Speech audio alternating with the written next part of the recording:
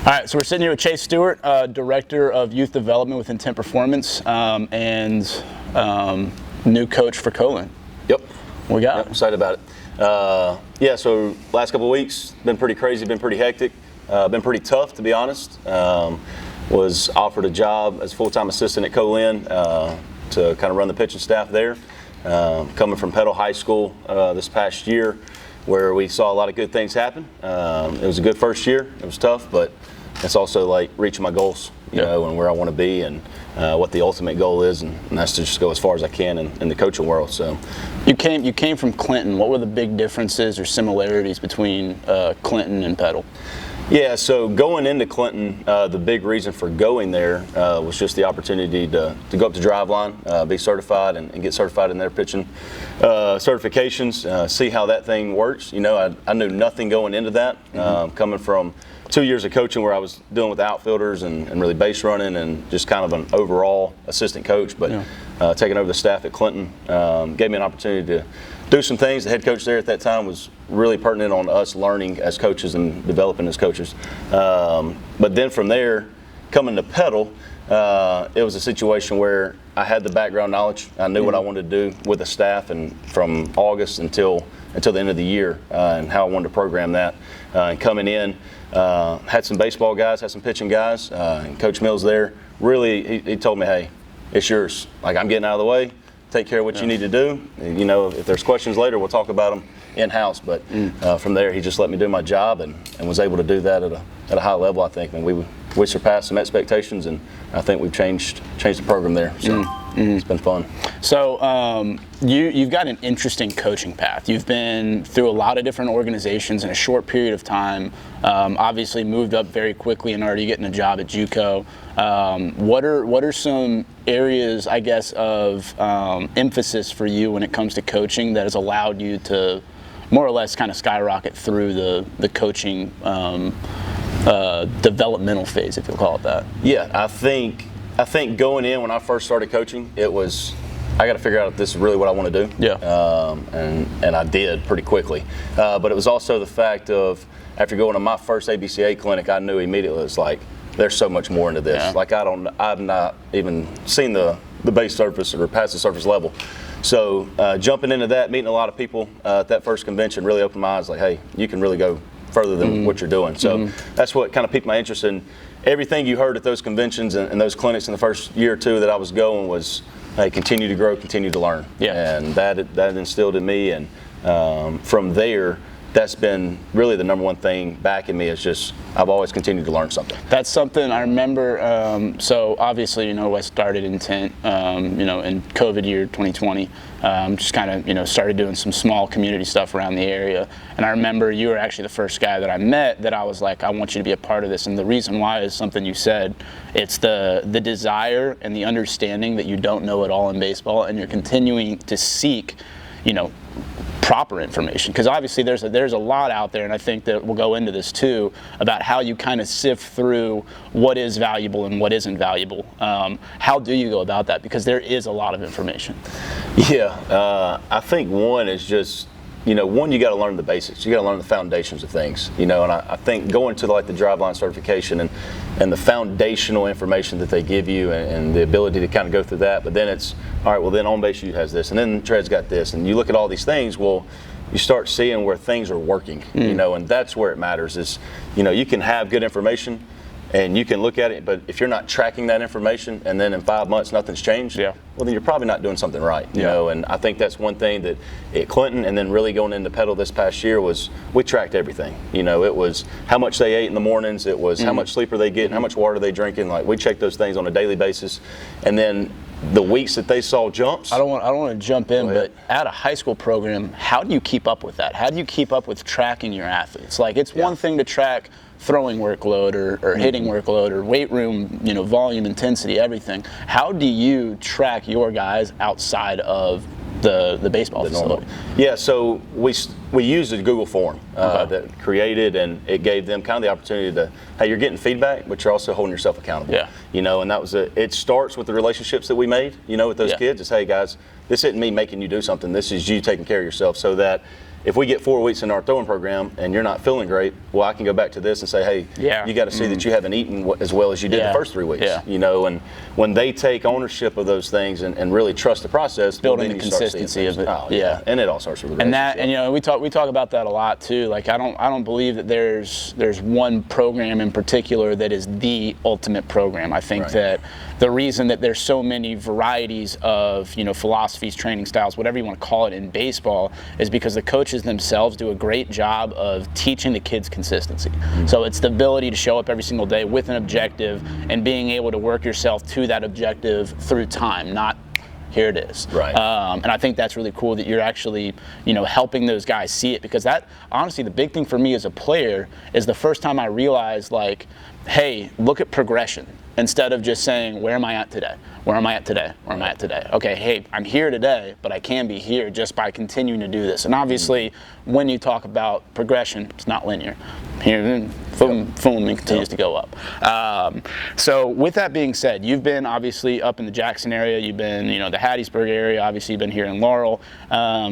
What do you expect, because you're going to start recruiting now, what do you expect to be some of the biggest issues in terms of player development that would hinder them from kind of taking that next step from high school, like successful high school baseball players, to maybe a junior college guy and then potentially even higher than that? What do you expect to be really the biggest deficiencies in Mississippi?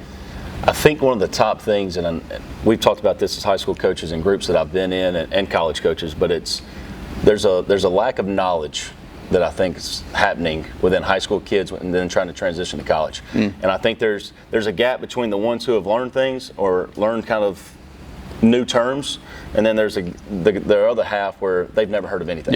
And I think that it goes back to a lot of high school coaches where they're not willing to learn and go out of their way to make sure they're doing things the right way. And you see guys, and I've talked with guys through the summer ball stuff, and I've been kind of everywhere with it, is, you know, you got guys who they've trained, they know lingo, they kind of know what they're looking for in their patterns, they got a real good clue. So when you talk with those guys, those levels of conversation are higher. You know, and then if you got 3 or 4 or 5, 6, 7 guys that can all have those conversations, well, you know, as a pitching staff, that's going to generate much more growth. But then you have the other side of it, to where they maybe have never even heard of a power ball before. I mean, they've never heard of a serious long toss program and how it's supposed to go. No matter what kind of the throwing program is or whatever the hitting is, I mean, there's a border, there's a gap in between knowledge. And I think as far as when you go to recruit kids and you're trying to speak lingo, you got to find out what they know. You know, and I think that's one thing recruiting wise, especially my first year, it's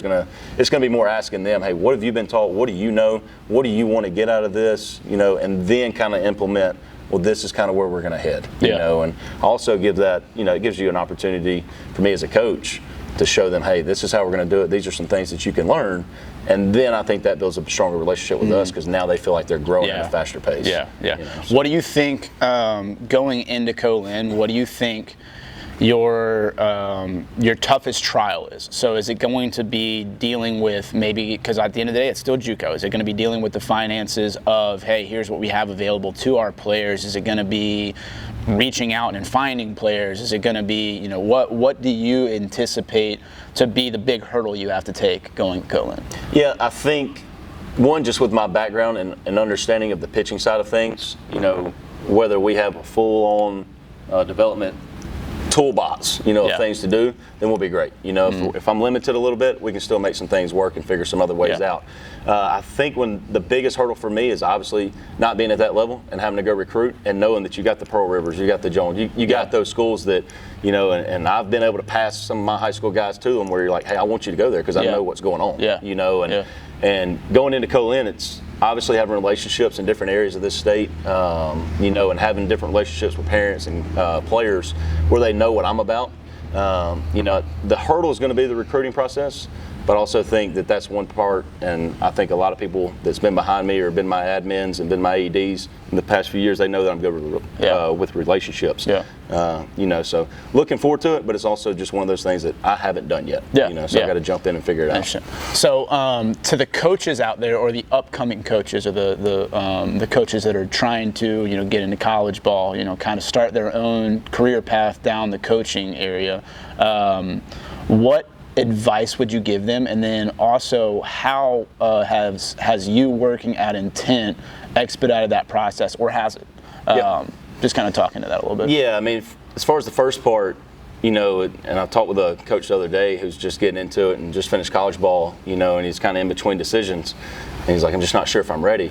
No, you're not. You're not ready until you do it. I was thrown in the fire at Clinton my second year. About halfway through the season, our head coach got another opportunity, and I got the interim job.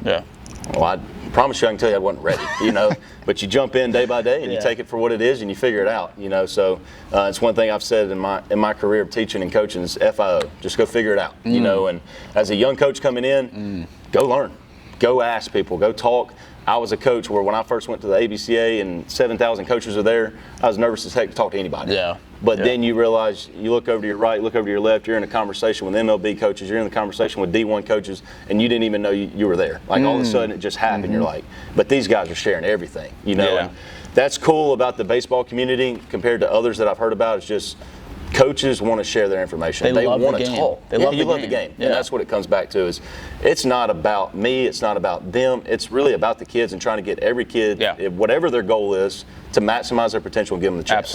Absolutely. And coming here, to answer the second part of it, that's where it's also helped me. Like I've learned too much here. I mean, that's what I tell all my kids that when I was at Pedal was like, man, we're learning a lot. We're going to implement this. I want you to understand this, But it's also grown me as a coach to where now those younger coaches or guys that are starting to get into it, they're starting to ask me questions, and I can answer questions for them. I can start leading them.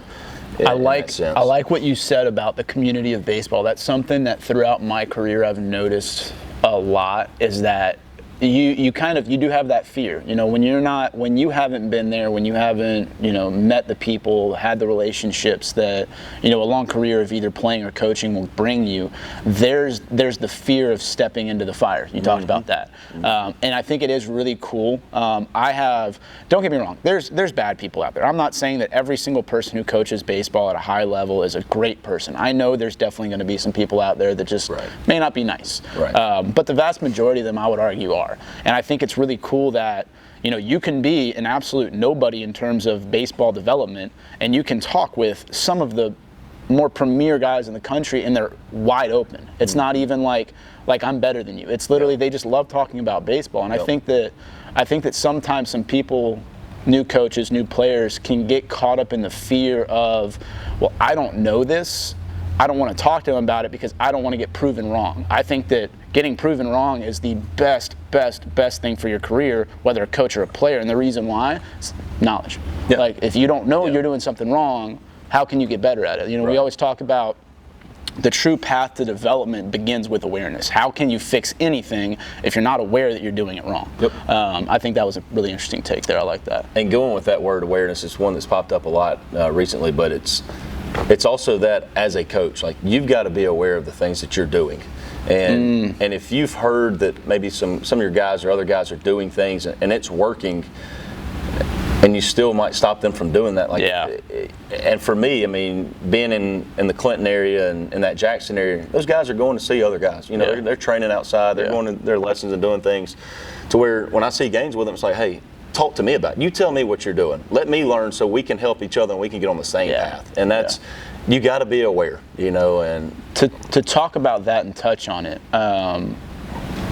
Why, as a coach, granted you worked here, so I know that we created that relationship really strong, but even prior to you working here, I know that you and I had a lot of good conversations. I know that a lot of coaches can sometimes feel a lack of control with their guys if they're going to other facilities. And this more than anything is just kind of a talking point. But what information or what input would you give the coaches who are super strict to allowing their kids to seek information elsewhere? Like, what are the negatives to a coach doing that, and what are the benefits to a coach doing that? One, it's not about you. You know, it's not about you as the coach. Yeah. It's about that player. Yeah. And I think it really starts with, hey, what does that player want to do? Yeah. You know, I tell my guys first thing, hey, if you want to go to college, let's talk about it. Yeah. If you don't want to be a college baseball player and you want to be a phenomenal high school baseball player and you want to love it, that's awesome. Let's talk about it. Yeah. You know, let me get to know what you want. Yeah. And that takes it a big step in understanding who your guys are. You know, but you go into, you know, the idea of guys going otherwhere and learning from other guys. It might go against what you're teaching. Mm-hmm. Yeah. But instead of putting that kid down or instead of going against him, you know, out loud and saying he's wrong, just ask questions, because then that's what gets the conversation driven. So when you do that, the kid's going to tell you what they're learning, and then you're able to ask more questions and show, hey, you show me where that works, then show me how it works. Yeah, I like and then that if a it's lot. not working, then you can say, well, here's how we're doing it, and this is why. But if the kid doesn't understand the why, they're done. You know? And it gives the coach, if a coach is that guy that says, hey, you don't need to do that, or I'm against that, don't do it, well, now the kid doesn't respect you. And he right, just went against you. Right there, what you said. Like, I remember as a player, one of my biggest pet peeves, because, like, okay, throughout my whole career, like, I've cared so greatly about it's been a dream of mine to play in the big leagues. Mm-hmm. So, like, even when I was 10 years old, I wanted to take the path of least resistance that got me to the big leagues. So, like, yes, at the end of the day, some of that made me a selfish player, I guess, and what people would call selfish. Right. But in reality, I also saw it as, well, if I do this, it's helping my team out.